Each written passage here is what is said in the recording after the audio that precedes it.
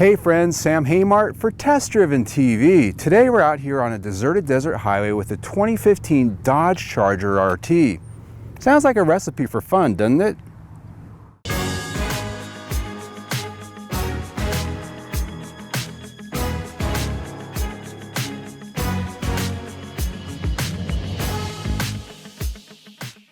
For 2015, the Dodge Charger got some significant updates in styling front and rear, a new interior, and a lot of new tech features to keep it fresh. Most notable is its new LED daytime running lights you can see coming from any distance. Up front is a new grille and headlight design which shares a lot of similarity with the Dodge Dart in its overall look, for better or for worse. Our RT Plus got projector beam headlights and LED fog lights to go with its new piano black grille finish. It's got an all-new aluminum hood, and along the side the Charger got new fenders and doors. At the rear is a revised fascia, a new LED racetrack taillight treatment, and the obligatory big dual exhausts. Our RT Plus tester also had some pretty nice looking 20-inch polished wheels. Inside you'll find a lot of new stuff, starting with a completely redesigned dash made of significantly upgraded materials, soft touch trims, and new switchgear. A new steering wheel design has multiple controls and paddle shifters. A new instrument cluster features a customizable LED center display and traditional dials on the side, which are a nice touch. Front and center is the latest generation Uconnect touchscreen infotainment and driver interface. It has all the audio and navigation system controls and a myriad of other settings for things like HVAC and connectivity options for your devices. Redundant hard controls are provided in a simple center stack for most used things like volume and tuning, fan speed, and the all-important Sport button. Seats are the optional ruby red Napa leather trimmed units with heated and ventilated front and heated rears. They're not as aggressive as the SRT Sport seats, but fully power adjustable and quite supportive for aggressive drives. Rear seat passengers get plenty to love with full-size class head and leg room, rear HVAC vents, and as mentioned before, they're heated. They can fold down in a 60-40 split for increased trunk space, which itself is as large as you'd expect here. This new interior really does raise the bar over last year's model. The materials, the overall look and feel of it, definitely contemporary and a much higher quality than before. The infotainment system, Chrysler system, is one of the best, I think, as far as usability.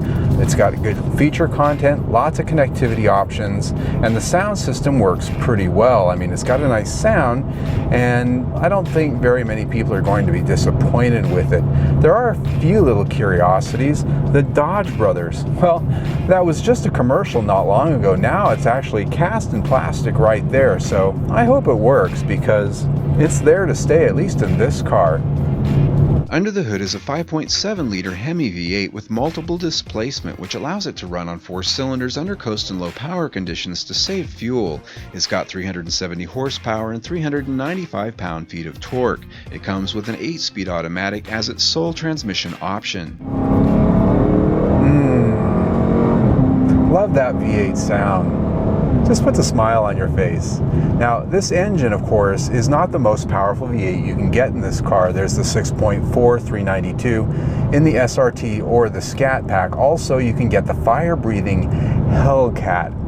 This is an engine that I really think, if you're looking for a daily driver car, makes a lot of sense because it gives you that V8 feel, the sound, the kick in your back, but you don't get the fuel economy and the insurance rates that break the bank. It's a nice all-around motor, and this 8-speed really does a nice job of not only helping you get the fuel economy, but when you ask for downshifts, it always seems to be in the right place, which is a really nice thing. So what this comes down to is this is a V8 muscle car you can take to church if you have to. After all, it doesn't have hell in the name. Since I mentioned fuel economy and its impact on the wallet, the EPA rates the Challenger RT as tested at 16 mpg city, 25 mpg highway with a 19 mpg combined rating. I managed to beat it this week with 20 mpg combined, even with the AC on at all times. While the rear-wheel drive chassis is largely the same as it's been for some years, it did get quite a few updates for 2015. These include first and foremost a new electric power steering rack which allows for driver-selected modes. New aluminum axles and housings reduce unsprung weight, and several tuning enhancements keep the Charger's rear-wheel drive chassis feeling fresh in the marketplace. Curb weight for ours, as tested, was 4,264 pounds. On a tight, windy mountain road, this is a car that I would not call a sport sedan. No, this is a muscle car.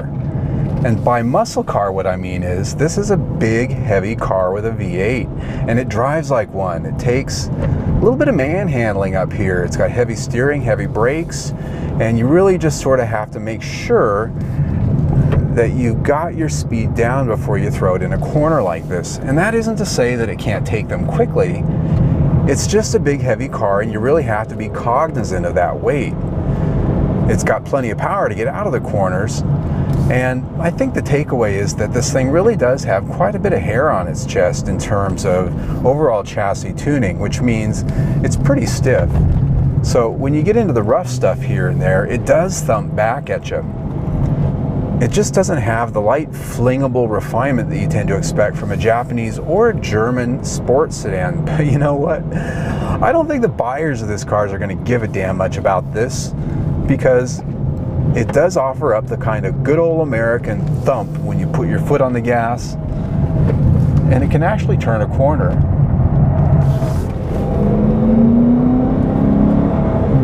Overall, the chassis and powertrain upgrades continue to make the Charger a pretty unique standout in the marketplace, which has few competitors. From American brands, you can look at the Chevrolet SS, but it's really not the same thing. Much smaller. The Ford Taurus SHO is front-wheel drive based and really not even in the same league. As far as safety goes, the IIHS rates it as good across its battery of tests, but it hasn't yet been tested for the new small offset crash. And while it offers crash prevention systems now required for Top Safety Pick Plus status, we'll have to wait until the new model is fully tested to know where it lands. Rounding it up for the Charger RT, I gotta say, I think this is a car that you might just buy if you really wanted the Challenger, but you needed the extra door because life.